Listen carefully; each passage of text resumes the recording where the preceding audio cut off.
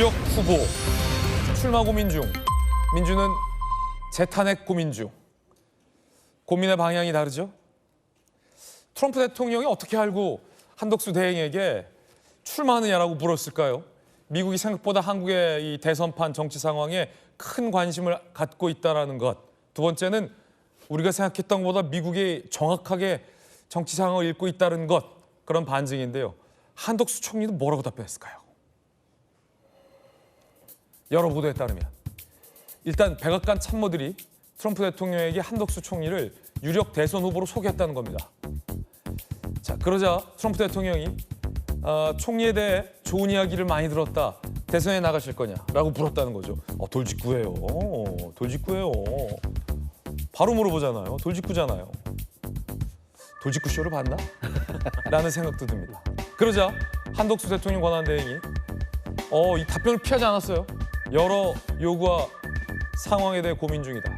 결정된 거 없다라고 답변했습니다. 이 통화 이후에 트럼프 대통령이 Beautiful English를 쓴다라고 했고 Great Call, 아주 좋은 통화였다라고 흡족감을 나타냈다고 합니다. 자, 이거 왜 물어봤을까도 궁금한데 일단은 뭐 국제관계 전문인 김근식 교수님, 네. 트럼프 대통령이 국내 정치 상황에 관심이 있겠죠. 네. 최우선 우방국이고 또 동아시아에서 중국과 중국 전문가 박정호 의원님도 나오셨지만 중국과의 무역 전쟁 중에 중국과 지금 코앞에 있는 한국의 정치 상황, 향후 어떤 소위 세력이 대권을 잡느냐에 대해서 트럼프 대통령도 관심이 있을 터인데 이 질문을 한 의도가 뭘까요? 이 너무 프라임 미니스터 한 나오시냐, 대권에 나오냐? 네. 저는 뭐 트럼프 대통령 성격 그대로라고 생각해요. 뭐 하고 싶은 말은 바로 내뱉어야 되기 때문에 저는 관세 전쟁 등등에서 트럼프 대통령이 취임한 뒤에 전 세계 지도자들, 정상들과 다 기싸움을 하고 있는 거 아니겠습니까? 네네. 근데 지금 한국은 그동안 탄핵 정국 때문에 리더가 공백 상태였기 때문에 사실상 휴직이었는데 이제 일정 정도 윤석열 대통령에 대한 파면 선고가 있은 다음에는 한덕수 대행 체제로 안정적으로 갈 수밖에 없는 상황이어서 그렇죠. 한덕수 대행에 대해서 이제 그러면 새로운 리더로서 대행을 하니까 관세 문제라든지 이런 것들 협상을 해보고 싶은데 딱 하나 걸리는 거죠. 근데 당신이 대통령 출마를 한다는 소문이 있다. 이 부분은 확인하고 싶을 거 아니에요. 그 미국 정보도 대단하네요. 그럼요. 그러니까 여기 대사관이 다 있고 네. 그렇기 때문에 저는 그 한덕수 총리 권한대 대통령 권한대행의 향후 거취에 대해서 트럼프 대통령으로서는 이분하고 계속 협상을 해서 어떤 결정을 내려야 되는데 중간에 또 출마한다고 나가는 것에 대해서는 또 리스크가 있지 않겠습니까? 네. 그런 것들을 확실히 하기 위해서 성격상 바로 물어본 거죠. 바로 물어본다. 이런 말이 있는데 어떻게 된 겁니까? 물어봤고 한덕수 대행도 제가 볼 때는 상당히 곤혹스러웠을 겁니다. 당혹스러웠을 텐데 아주 차분하게 이러저러한 상황과 고민이 있다. 아직 예. 결정된 건 없다라고 이야기를 해서 아마 이제 제가 알기로는 이 정가에서는 사실은 지난해 연말에 윤석열 대통령에 대한 탄핵 의결안이 가결된 직후부터 사실은 정치권 일각에서는 한덕수 대행 차출설이 있었습니다. 그렇군요. 그러다가 이제 우리 윤석열 대통령이 이제 파면 선고가 난 이후에는 확실하게 국면이 마무리되고 한 페이지가 넘어갔기 때문에 한덕수 대행에 대해서 차출론들이 좀 더 세를 좀 형성하고 있는 것 같고요. 그 과정에서 한덕수 대행의 고민도 커가고 있는 것 같습니다. 그렇군요. 뭐 이제 실현성 여부, 뭐 옳고 그름을 떠나서 일단 이 대화만 좀 더 분석을 해보면 오늘 또 어학원 원장님 출신의 박정원 의원님이 나오셨으니까 후반부에 영어를 잘하는 하버드 경제학 박사시잖아요. 한덕수 총리가 통화 후반에는 중후반부터는 그냥 트럼프 대통령이랑 통역 떼고 둘이서 그냥 영어로 대화를 했대요. 총리실 관계자에 따르면 그 통화를 끝나고 트럼프 대통령이 Beautiful English를 쓴다. 아름다운 영어를 쓴다라고 칭찬을 하면서 참모들에게 Great Call이다라고 했는데 그 어학원 원장님 출신으로서 좀 질문을 드리면 그 정상 간의 통화를 할 때 뭐 같은 이렇게 언어를 쓴다는 게 이 뭐 외국 정상 입장에서는 굉장히 좀 기분 좋은 느낌일 것 같기도 합니다. 좀 소통이 좀 원활하게 될 것 같다는 건 어떻습니까? 그럼에도 불구하고 자기 모국어를 써야 됩니다. 모국어 써야 된다. 예, 정확성을 기해야 되고 또 이 통역이나 이런 것들이 잘못됐을 경우에도 번역이 나중에 바꿀 그 가능성이 있는데 바로 그 언어를 써버려서 실수하게 되면 안 되는 거거든요. 뷰티풀 잉글리시를 했다는 거는 뭐였겠어요? 한덕수 총리가 대행이 얘기해 준 것이 자기들 마음에 들었다 이거 아니겠어요? 그렇겠군요. 모든 패를 다 깠습니다. 지금 네. 뭐 LNG나 무역 균형이나 이런 것들에 대해서 관세나 이런 걸 순응하겠다 이렇게 했으니까 뷰티풀 잉글리시라고 얘기한 거고요. 미국이 뭐 이 정보력이 최고인데 한덕수 총리한테 이렇게 물어봤다는 것은 뭐 차출설에 대한 것들이 어느 정도 신빙성이 있다 이렇게 보이는 거고요. 정보력이 미국이 최고다. 예, 예. 그런데 그냥 했을 리가 없고 또 이제 김문식 실장님 말씀하신 거에 덧붙이면 자기가 최정상들하고만 얘기하겠다라는데 당신 자격 있어 이렇게 하면서 대선 후보급이잖아. 그러니까 내가 얘기하는 것들 잘 들어봐. 이렇게 해서 이 협상력을 가져갔다 저는 그렇게 생각하는 거고요. 네. 예, 그렇습니다. 그렇군요. 그리고 지금 한덕수 총리가 대답을 유보했잖아요. 정치인 다 되셨어요. 나 정치인 다 네, 됐다. 원래 정치인들이 결말을 안 놓고 열링결말을 놓는데 네, 열링 상황 결말. 보면서 하겠다 이렇게 네. 한 거죠. 그럼에도 불구하고 지금 한덕수 총리가 내란에 대해서 제2 책임자 아니겠어요? 적극적으로 말리지를 못했고 그런 사람이 지금 이 내란 정국에서 다시 나오겠다는 거는 좀 그렇고 또한 그동안 총리로 이렇게 출마하신 분들이 한 번도 된 적이 없습니다. 이 행정하고 또 정치는 달라서 그런 부분들을 잘 살펴봐야 된다 이렇게 생각합니다. 그럼에도 불구하고 박정호 의원님 어학 공부는 중요한 거죠? 예, 그럼요. 예. 알겠습니다. 그쪽 문화를 알기 위해서 중요합니다. 아, 어학 공부는 중요하다라는 말씀도 해주셨습니다. 이 정치인 다 되셨다. 박정 의원의 분석이 흥미로운데 한덕수 총리가 이 주변 관료에게 이렇게 얘기를 했다고 합니다. 함께 보시죠. 이 대목과 좀 방금 말씀이 이어진 부분이 있는 것 같아요.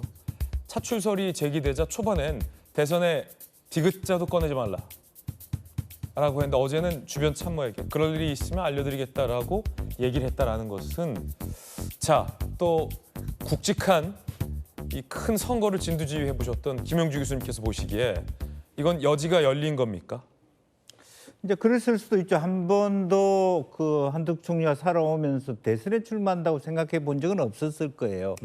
근데 트럼프가 당신 대선에 출마할 의향이 있냐 그렇게 물어보는 순간 네. 그리고 또 그 뒤로 이어서 상당히 이제 관세가 막 낮아지면서 정시에 사이드카가 발동됐잖아요. 5%가 올라가고 그게 꼭 뭐 한덕수 총리 때문 아니겠습니다만은 국내 정시도 반응을 하고 네네.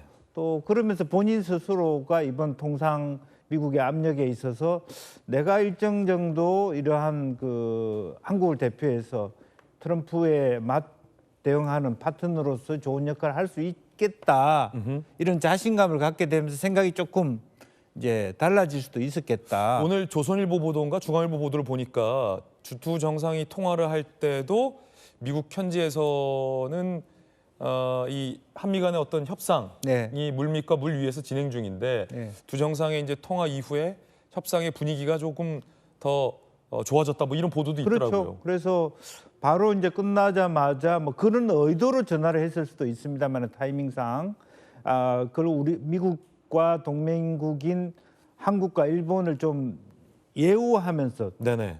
전체적으로 다시 재조정하자 이렇게 10% 이하로 유예하는 그런 얘기가 나왔기 때문에 본인은 스스로 조금 업될 수가 있다.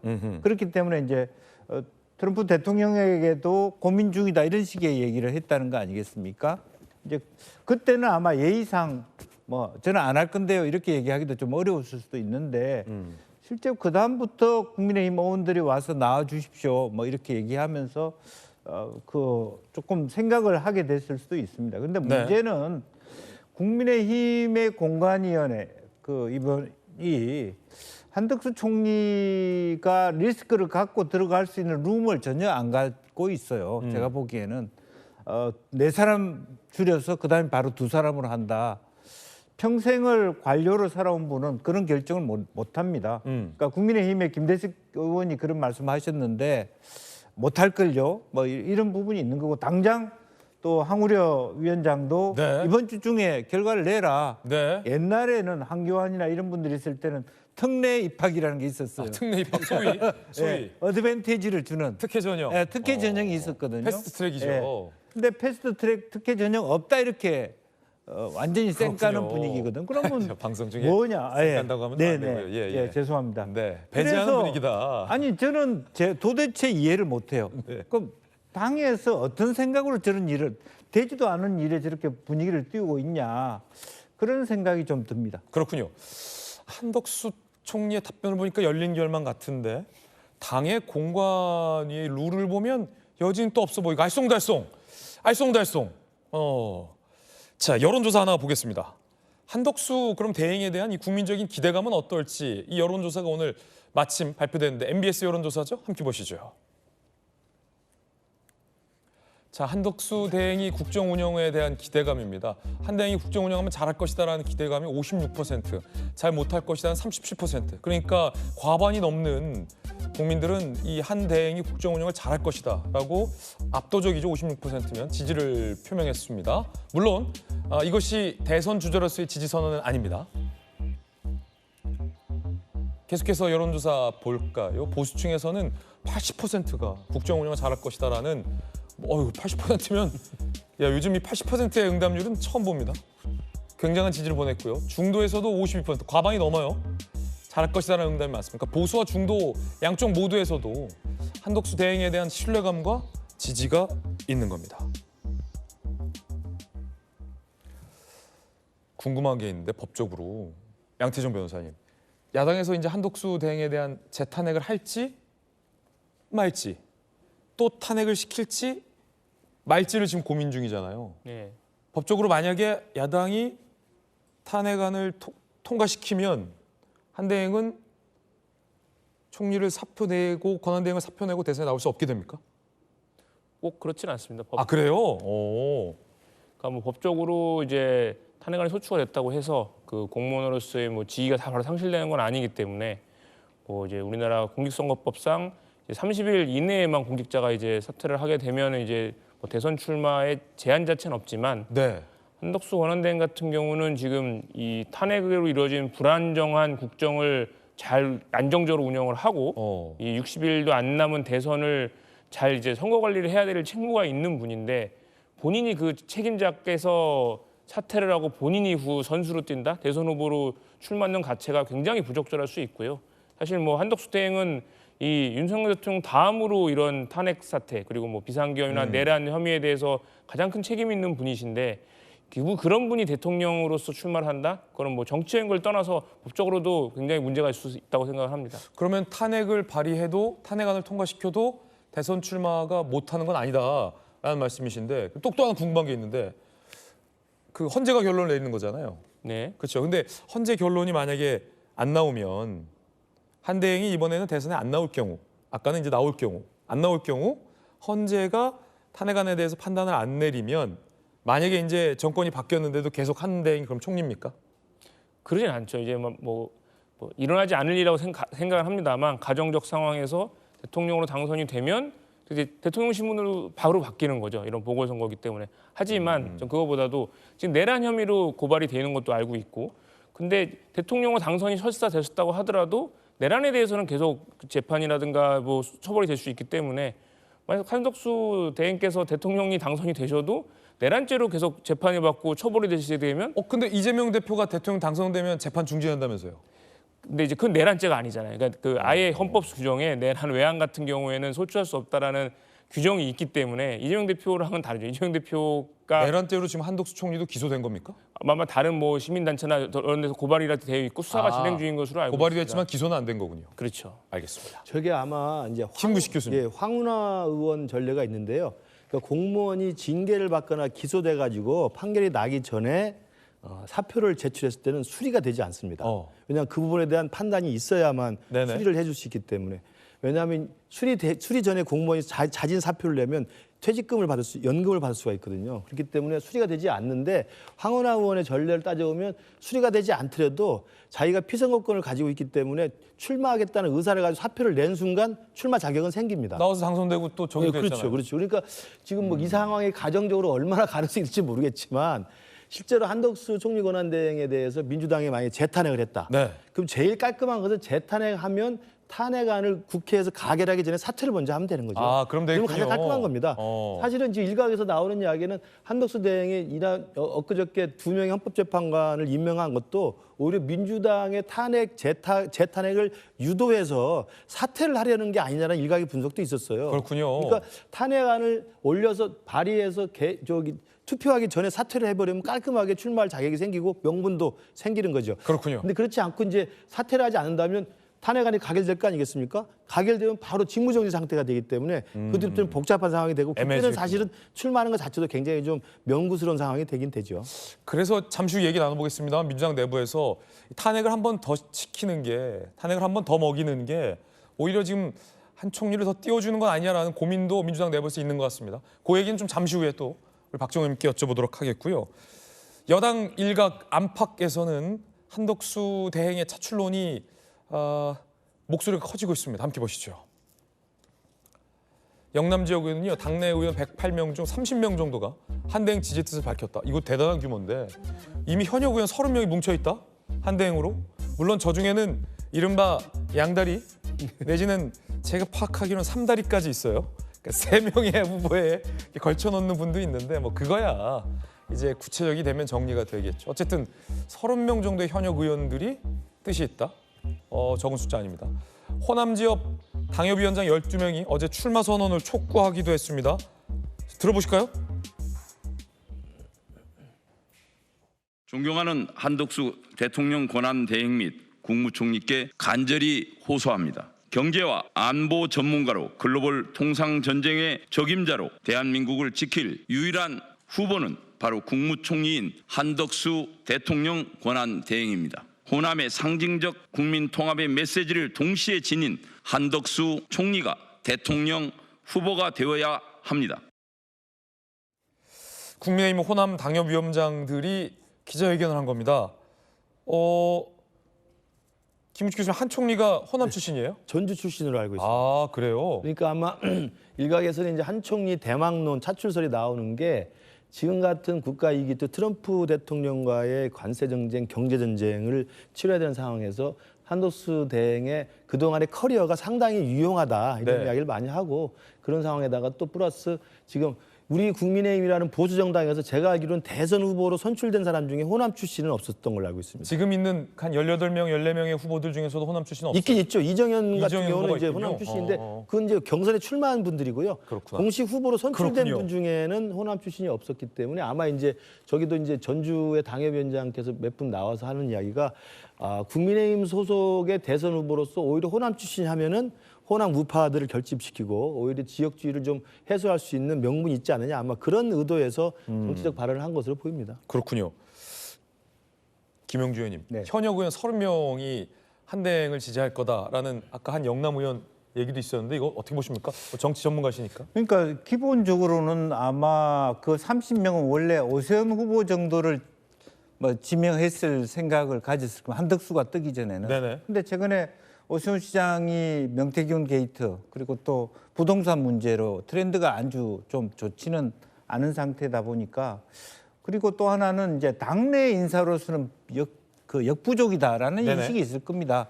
지난번에 한번 재미를 봤잖아요. 네. 새로운 인물로.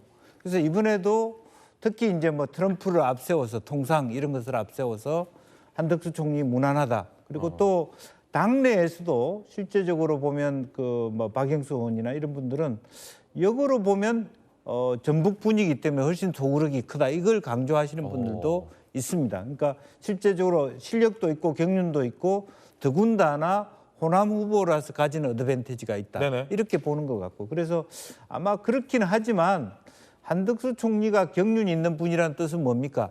저 30명이라고 하는 의원이 한 3분의 2가 허수다. 이런 생각도 할 수 있는 거거든. 언제든지 없어지는 저런 그 대망론이기 때문에. 양다리, 삼다리도 있습니까? 옛날에 반기문 후보나 그럴 때 많이 경험해 본 적이 있지 않습니까? 그래서 제일 중요한 거는 본인 의지고요. 의지다. 본인 의지가 있어야지 아무리 뭐 30명 아니라 300명이 와도 할 의지가 없으시면 못하는 거고 양심적으로 아까 양태정 변호사 얘기한처럼 나는 내 소임의 마지막은 마지막 이렇게 이번 대통령을 잘 뽑아내는 것이다라고 생각하고 계실 수도 있는데 갑자기 이런 이슈가 퍼졌기 때문에 갑자기 그런 결정하기도 쉽지 않을 뿐더러 이제 그런 여러 가지 마음이 복잡할 네. 겁니다. 그렇군요. 그리고 또 하나는 오히려 영남에 있는 당협위원장이 나오라 그랬으면 훨씬 좋을 뻔했어요. 영남당에서 내가 될 가능성이 높다고 판단하는데 아주 호남에 있는 분들이 그 본인을 나오라고 하는 것은 사실은 소지역주의에 불과한 거잖아요. 예. 이제 그런 면에서 조금 본인도 흔쾌히 그렇게 받아들이기는 쉽지는 않을 것 같다는 생각이 듭니다. 그렇군요. 야당에선 탄핵을 할지 말지를 고민하고 있는 것 같습니다.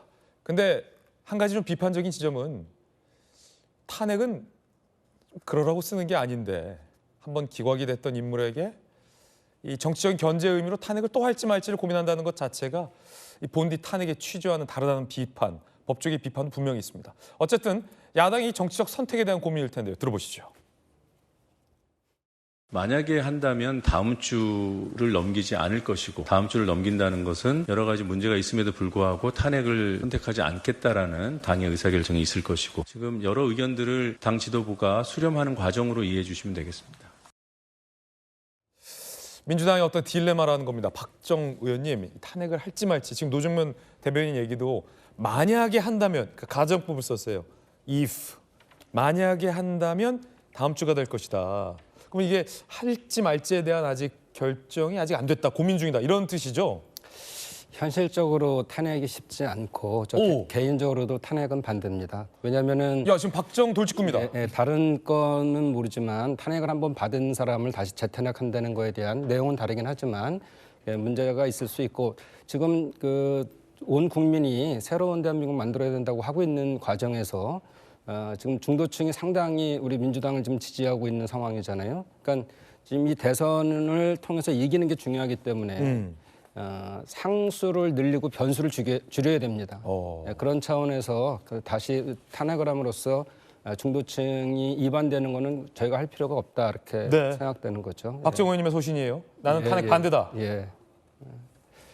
그 가운데 이 민주당 내부의 고민도 좀 살펴보시죠.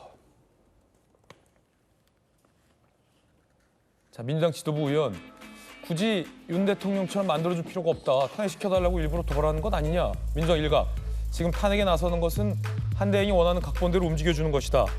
그런데 친명 좌장 정성호 의원 같은 경우는 재탄핵이 필요하다라고 또 이렇게 얘기를 했어요.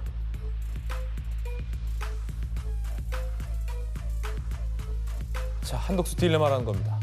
탄핵안 발의 시 핍박받는 보수 영웅의 서사, 사퇴의 빌미를 줘서 출마를 도울 우려가 있다. 라는 딜레마에 빠졌습니다. 자, 과연 양태정 변호사님, 민주당 지도부가 탄핵은 안 된다라는 박정 의원님의 말을 따를지, 재탄핵이 필요하다라는 정성호 의원의 말을 따를지. 결국 이제 정무적 선택이 필요한 상황이긴 한데요. 저는 뭐 박정 의원님 말씀처럼 사실 뭐 지금 곧 대선 국면이고 이제 중도층의 지지를 받고 있는 상황에서 뭐 다시 탄핵하는 것 자체가 좀 불리하거나 문제가 있는 소지도 있다고 생각을 합니다. 양태정 변호사는 하지만 정성호 의원 말이 틀렸다. 하지만 이제 법률가 입장에서 보자면 정성호 의원도 법률가 출신이시지만 지금 권한대행으로서 할 수 없는 위헌적이고 위법적인 이제 헌법재판관 2명을 이제 지명권을 행사한 것이 상당한 위헌의 여지가 있다고 보거든요. 그것은 뭐 과거 이제 법제처에서 발간한 헌법 주석서에서 권한대행은 현상 유지 정도에만 그쳐야지 그것을 넘어선 선출된 대통령이 행사할 수 있는 뭐 대법관이나 헌법재판관 이제 지명권을 행사하는 것은 문제가 있다라는 소지도 있었고 최근 이제 국회 입법지원처에서도 이제 우원식 국회의장에게 하는 보고에 보면은 이 대통령 권한대행이 헌법재판관 지명하는 것은 문제가 있고 위헌이나 위법이라는 소지가 있다. 사실 그게 학계의 굉장히 대다수의 의견이거든요.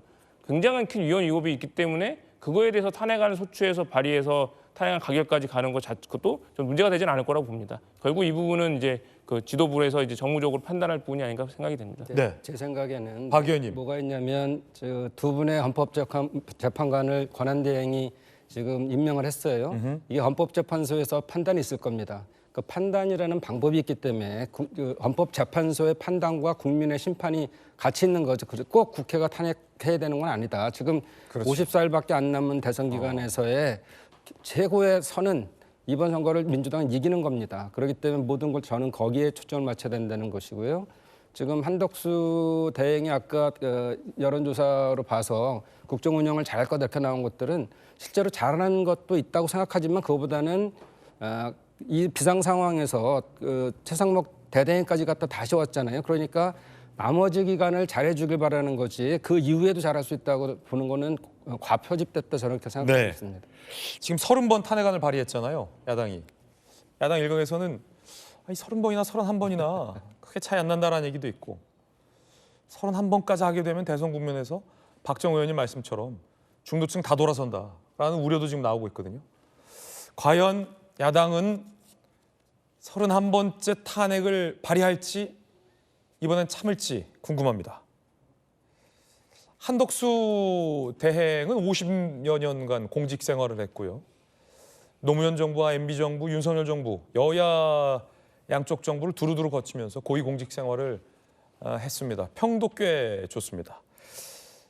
야당 의원들과 국회에서 설전을 벌이는 장면들도 그때마다 화제가 됐었습니다. 그래서 그 장면 모아봤습니다. 들어보시죠. 일본의 굴욕적인 외교해서는 안 된다고 생각합니다. 가짜 사진이 가득한 한국의 역사 자료, 가짜 사진이 가득한 한국의 보도이다 라고 적혀 있습니다. 이거 당연히 항의하셨어야죠. 이걸 왜 그만 두고 보십니까? 여기 보세요. 그러한 자료가 있다는 겁니다. 그러한 자료가 있다는 거예요. 그거를 못 받아들입니까? 네, 대한민국 통일입니다. 천만에요. 어렵습니다. 민생이 고통스럽다는 걸 모두 다 느끼고 있는데 그 어려운 코로나 때보다도 더 못하다는데 왜 이렇게 엉뚱한 소리를 해야 되죠? 도대체 경제가 무조건 어렵다. 네, 제가 말씀드렸습니다. 자, 민생은 아직 완전히 회복 안 됐습니다. 온 세계 경제가 좋아졌어요. 온 세계가 대한민국은 회복되고 있다고 얘기를 하고 있는 겁니다. 온 세계가 그렇게 얘기를 하고 있어요. 체크를 해줄게요. 온 세계 경제가 좋아졌어요. 그런데 대한민국만 나락으로 떨어졌어요. 다 윤석열 대통령과 총리가 잘 못하는 겁니다. 아닙니다. 제가 그거는 완전히 잘못된 오도된 통계예요. 말씀해 보시죠. 제가 말씀드리겠습니다.